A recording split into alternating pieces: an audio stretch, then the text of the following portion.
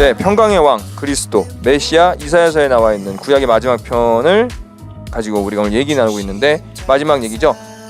막힌 담을 허문다. 그러니까 쉽게 마지막에 도식화한 거예요. 평강의 개념이라는 게 굉장히 크잖아요. 근데 일단 우리가 1차적으로 개념, 그러니까 우리 마음에 세팅할 수 있는 거는 둘로 하나를 만드사 담을 육체로 허무셨다는 것이 예수님의 어떻게 보면 주된 큰 테마였고 가르침이었고 평강의 왕이 의미하는 바였다는 걸 아까 전에 마지막에 봤습니다. 이걸 가지고 이제 우리가 정규편을 좀 이끌어보면 될 것 같은데, 저는 목사님의 이 설교를 말미에 들으면서 딱 한 가지밖에 떠오르지 않았어요. 예수님이 지금 우리나라 오시면 철책부터 뜯겠지. 그럼요. 아, 이거는 철책부터 이거 100% DMZ 가셔가지고, 왜냐면 그분은 지뢰 밟아도 안 터지잖아. 예수님은 안 터질 거 아니야. 그러니까 그분은 지뢰밭 들어가셔가지고 몸으로 지뢰를 맞으면서 뜯어내실 것 같다라는 생각이 들었어요. 네. 그러면서 어떤 생각이 드냐면, 자칭 보수 기독교인들이라고 본인들이 선택받은 인간들이라고 신사도행전을 쓴다고 자칭하는 분들은 북한 권력을 이렇게 우리가 내주면 안 된다. 김정은은 벌받아야 된다. 그들이 희생시킨 많은 영혼들을 달래야 된다라고 지금 아직도 가짜뉴스 뿌리고 있잖아요. 문재인은 문재앙이다. 맞아. 김정은을 귀여워하지 마라. 그 이면의 더러운 면들 그러면서 자기 고모부를 숙청하고 이런 것들을 막 쫙 퍼다가 계속 페이스북에 나른단 말이야. 그 예수님이 할 짓인가? 아니잖아. 그럼 걔네들은 뭐지? 라는 생각이 강하게 드네요. 그 사람들에 대해서.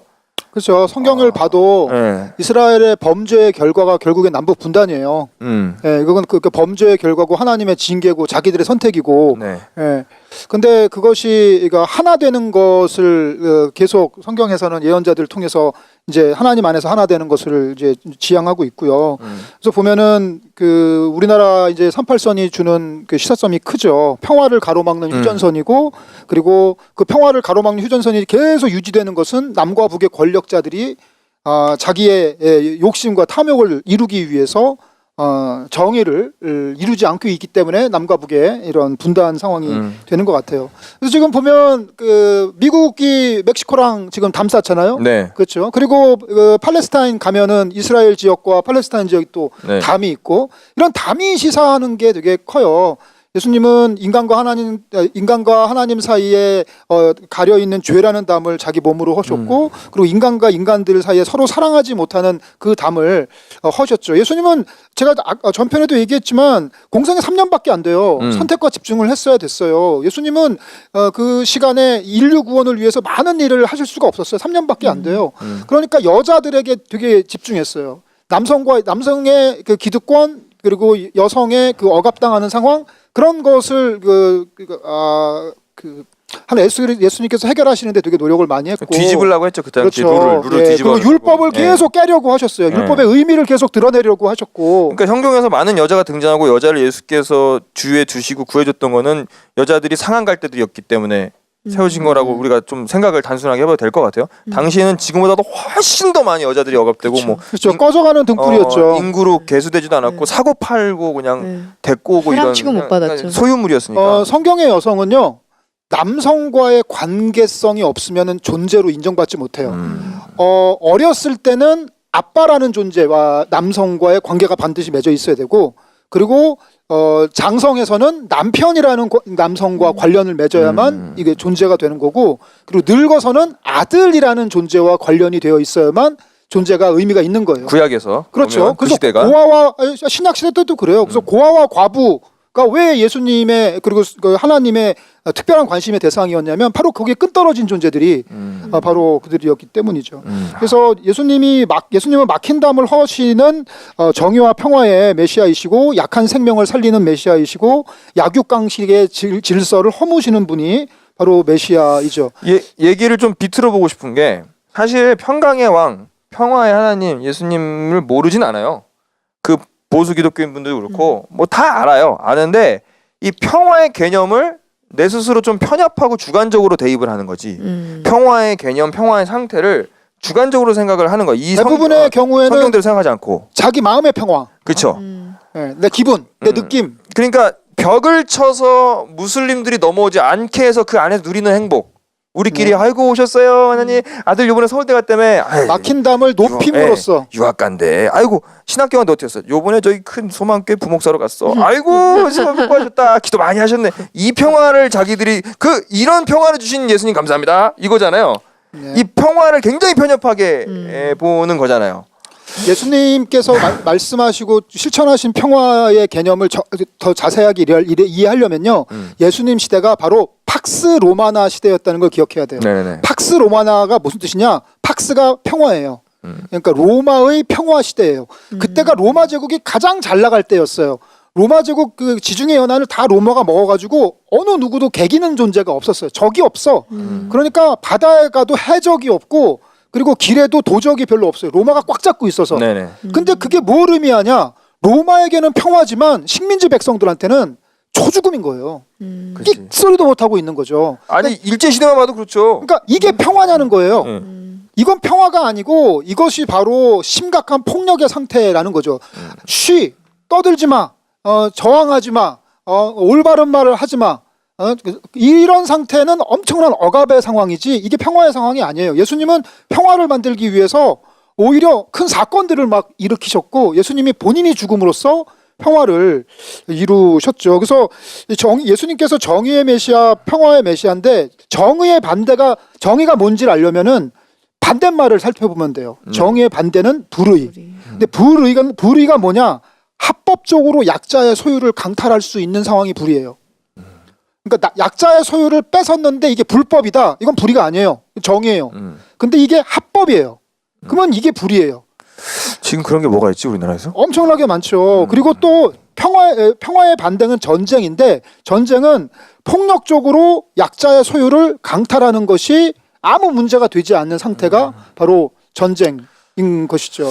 이게 사실은 많이 들은 설교고 굉장히 많이 강조되고 어느 신앙 소장에도 나오잖아요. 나오고 고아 과부 그리고 제가 그 전 교회에서도 저번 달에 그 설교할 때 예수께서 어린아이를 그렇게 좋아하셨고 누구든 어린아이를 섬기는 자 뭐 이런 얘기 했던 거는 네. 결국 예수님의 공생의 3년은 약자로 꽉 채워져 있는 거고 로마에 나타나지 않으시고 유대인에게 나타난 건 선택받은 믹송이라는 걸 떠나서 식민지 치하했던 사람들이고 거기서도 이제 어부는 굉장히 옛날에 어부는 좋은 직업이 아니었거든요. 죽을지도 모르는 직업이니까 나가서 바다에서 굉장히 취약계층 이주 노동자들하고 하시면서 그들과 하나님 사이에 담을 허물고 또 백부장도 만나고 뭐 하면서 허문 건데 그리스도인이라는 사람들은 약자에 집중을 안 하고 있어요. 지금 사실 우리 까놓고 봅시다.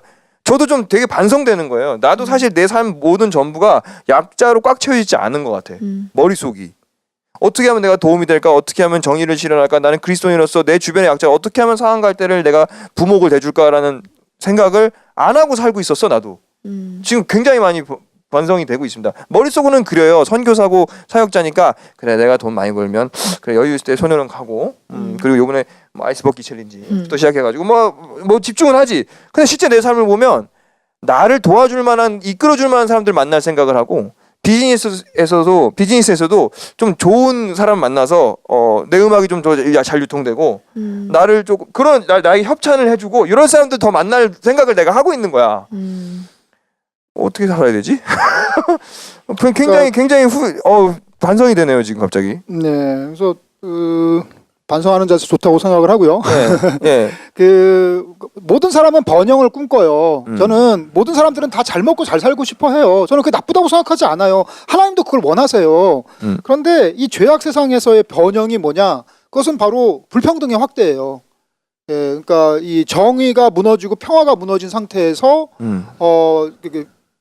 번영한다는 것은 특정 권력이 있고 힘 있는 쪽만 계속 부가 증대를 하고 그죠. 아닌 쪽은 부가 증대하지 않거나 더 쪼그라드는 상태라면 하나님 나라에 있어서 번영은 바로 정의와 평화를 기본으로 깔고 시작하는 번영이어야 된다고 생각을 해요. 그 양극화가 심해진다는 거는 성경적 관점에서 봤을 땐 굉장히 죄악 세상인 거죠. 그럼요. 그게 죄악이에요. 이슬람 동성애에게 막 머리를 쓰시지 마시고 이 사회의 양극화 문제, 재벌 문제에다가 생각을 하시고 KTX 여승무원들 복직 문제를 생각하실 때 이게 그리스도인의 올바른 자세입니다. 사실 이슬람 동성애보다 더 죄악은 한진그룹이네요. 한진 총수일가. 그거는 뭐 아주 극명하게 드러나는 총수일가인데 우리가 침묵하고 살았잖아요. 기독교의 저 불의의 아주 징표. 굉장히 조한 원사님 오늘 적용편인데 하시고 싶은 말씀 없어요? 조금 다른 관점일 수 있는데 계속 얘기했던 게 포식자와 이렇게 구분이 없이 같이 지내는 게 이제 평화고 정의고 막 그런 얘기 하셨잖아요. 근데 성경에 보면은 또 반면에 하나님이 분명하게 세우신 질서들도 있고 권위라는 것이 있잖아요. 그렇죠? 그러니까 저는 성경을 보면 항상 뭔가 양면성이 있는 동전의 양면 같다는 생각을 많이 하는데 왜 본토 친척 아버지 집에 떠나라고도 했다가도 네 부모를 공경하라 뭐 이런 얘기도 네. 있고 눈에는 눈 이에는 이에 하다가도 7번씩 70번이라도 용서해주라 이런 말이 있고 이런 양면성이 계속 있는데 이것도 마찬가지로 하나님께서 부여하신 분명히 권위와 질서가 있는데 그 질서와 권위를 받은 자가 그거를 무책임하게 포식하는데 잘못 사용해버리면 이 지경이 되는 거 아닌가 이제 그런 생각이 좀 잠깐 들었거든요. 저는 그 문제는 이렇게 풀어야 된다고 생각해요. 현실과 지향.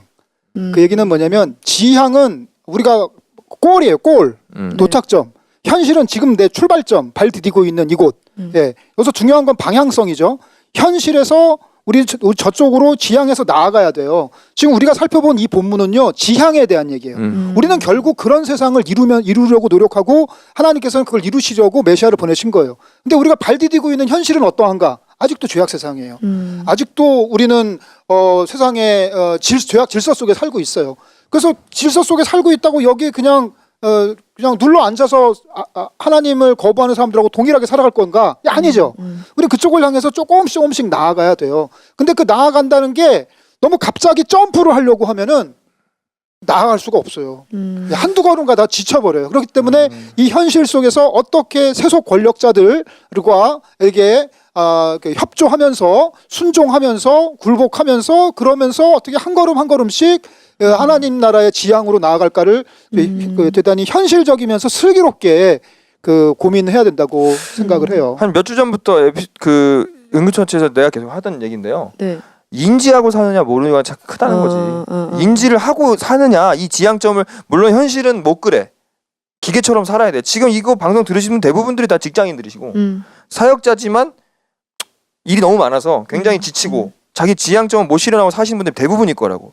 어쩌면 이거 했다고 해서 당장 가서 부장님 책상 없고 청소하시는 분들한테 오세요. 그런데 아니 그렇게 할 수 없어. 네, 네, 그렇게 할 수 없지만 어쨌거나 우리에게는 투표권이 한 장밖에 없으니까. 하지만 내가 지향하고 이것에 대해서 기도하고 관심을 가지고 단돈 1,000원 5,000원이라도 이것에 쓰이게끔 기부를 하고 NGO를 만나고 이렇게 개인이 해나가는 걸 하나님께서 보신다는 생각을 하고 살아야 되는 거지. 현실은 어쩔 수 없지만 저는 그런 생각이 들고 갑자기 목사님이 그 얘기 하시는데 이 얘기가 떠올랐어요. 제가 운동을 좋아하잖아요. 네. 요즘에 뭐 많이 못 가지만 무에타이에서 스파링을 할 때 단 한 가지 룰이 있어요. 그러니까 스파링 시합 말고 네. 그러니까 시합 말고 그냥 도장 내서 스파링 할 때 단 한 가지 룰이 있어요. 잘하는 사람은 보호장구 하지 말고 살살 하고 못하는 사람은 보호장구 다 하고 세게 때려가 룰이에요. 처음엔 그게 억울했어요. 왜냐면 중학생 고등학생들이 세. 날 퍽퍽 치는 거야. 나는 막 이렇게 해. 막 그러는데 나도 세게 때리려면 관장님이 이상한 놈 살살해야 돼. 왜요? 쟤는 너보다 못 차잖아. 라고 얘기를 하는 거가 굉장히 이해가 안 되는데 내가 거기서 만약에 힘 주면 걔는 쓰러져. 그러니까 쟤네들을 연습시키고 쟤네들을 강하게 만들기 위해 너가 희생해라는 것 깔려 있고 너는 쟤네들 충분히 이길 수 있잖아. 그러니까 쟤네들 세게 휘둘리게 해줘야지. 뭐 이런 관장님 여러 가지 있어. 그 룰이 무조건 있습니다. 그래서 그렇죠. 저도 그래서 저보다 나이는 어리지만 실력 있는 유단자랑 할 때는 걔는 보호 장비 안 하고 나는 세게 때려도 돼.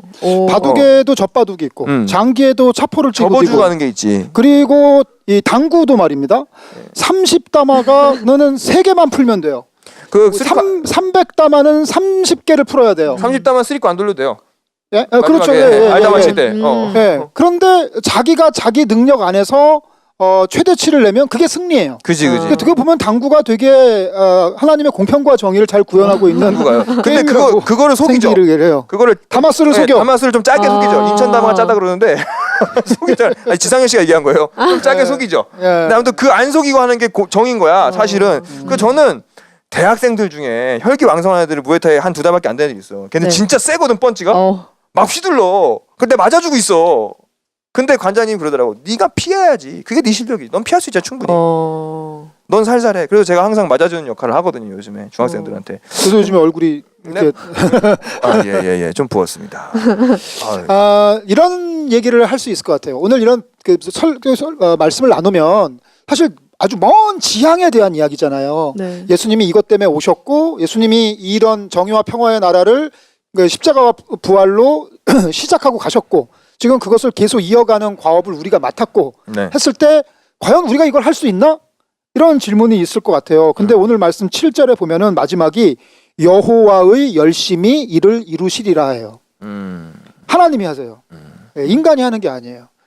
그만 인간이 그만 아무것도 안 하나? 손 빼고? 아닙니다. 우리도 우리의 교만과 욕망을 거슬러서 하나님의 열심에 부응하고 동참하고 순종하고 음성이 들릴 때마다 순종하는 자세를 갖는 것이 중요하다고 생각을 해요. 네.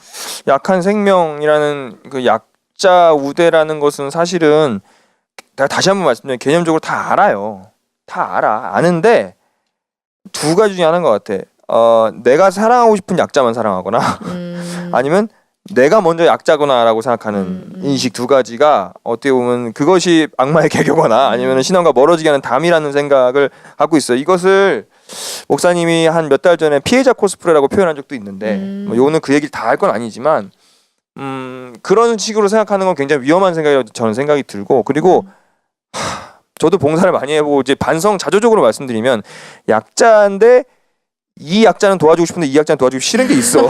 사실은 그래. 네, 있어요. 그래. 우리가 아니 쿨하게 한번 얘기해 보자고. 네. 그런 게 있어. 있어요. 다 도와야 되는데 쟤는 이런 게 있단 말이야. 그게 지금 동성애랑 이슬람이거든. 난민이거든. 만약에 미국인이 캐나다 사람이 우리가 좋아하는 우방 백인이 정치적 이유로 망명신청 난민이 왔다면 그들이 한 500명쯤 왔다면 우리가 과연 청와대 청원을 낼 정도로 반대 집회할 정도로 하겠는가? 근데 그 중에는 몰몬교도 있을 것이고 이단도 있을 것이고 불교도 있을 것이지만 그 종교 상태를 다 점검하고 동성애자도 있을 텐데 반대했을 거냐? 라는 생각을 저는 하게 됩니다. 그러니까요. 이거 한번 고민해보고 우리가 물론 이제 솔직히 이슬람에 대한 혐오가 너무 커. 그래서 뭐 함부로 그들의 어떤 그런 견고한 그들의 편견을 제가 깰 수는 없지만 뒤집어서 생각해보고 과연 이것이 맞는 것인가를 돌이켜볼 만한다는 거지. 약자를 선별한다. 우리는 약자를 선별한다는 거. 근데 이거는 진짜 제가 청소년 사역 오래 하면서 많이 느꼈어. 진짜 하드코어한 애들 안 도와주려고 해. 정말 진짜 정말 너무 하드코어한 애들 있잖아. 네. 좀 그거에 대해서 껴안아주려고 안 하는 성향도 많아. 제가 다 말씀드릴 수 없습니다. 왜냐면 또 숨어서 봉사 열심히 하시는 분들 많기 때문에 다 폄하하는 것 같아서 말씀드릴 수 없지만 진짜 그래. 정말 소년원에서도 그냥 절도 잡범으로 들어온 좀 작은 애들 뭐 이런 애들 좀 더 손이 가고 여기서부터 다 문신 긴팔 입은 애들 17살짜리 애들 어렸을 때부터 학대당하고 엄마 새엄마 8번 바뀌고 막 이런 애들은 선생님들이 그래 사랑한다 이러고 좀 약간 그런 게 있어. 두려워해. 인간적인 두려움도 있고 약자에 향해서. 그리고 뭔가 또 어떤 약자를 도왔을 때 한 번 더 하는데 이 사람들이 계속 나 발목 잡을까 봐. 그걸 또 두려워하는 것 우리 아주 부족한 심성이 있죠. 그렇죠. 우리가 뭐 누군가 이렇게 도와주는 거를 다 원해요. 모든 인간은 다 마음속에 양심이 있고 그런 선한 마음이 있는데 이게 나에게 피해될 정도까지 못 도와줘요. 그 맞아. 그러니까 내가 나의 여력으로 도와주는 거지. 내가 얘를 내가 도와주면은 내가 뭔가 손해를 감수해야겠다 되면은 거기서 이제 멈추죠. 근데 사실 타인을 도와준다는 건 그 손해를 감수한다는 거거든요. 딴 게 아니라. 그래서 손해를 감수하며 예수님은 죽기까지 하셨는데 우리가 그 죽음까지는 아니더라도 손해를 감수하며 도와야 된다고 생각해요. 그리고 약자를 꼭 그렇게 제가 방금 전에 극단적인 과부나 뭐 범죄 청소년이나 뭐 고아나 이 정도 약자라고만 설정하는 것도 문제가 있다고 보면 솔직히 주변에도 약자 많습니다. 정다운이 저보다 약자 아닙니까? 맞아요. 약자입니다. 왜 이렇게 갈고? 강혜지하고 갈군 거예요. 오늘 짬뽕 늦게 나온 게 정 PD 탓이야? 전 짬뽕 때문에 그 얘기 안 했는데요. 세팅 안 해놓고 간 걸 뭐라 하는 건데요? 갈궜지 짬뽕 안 갈렸어?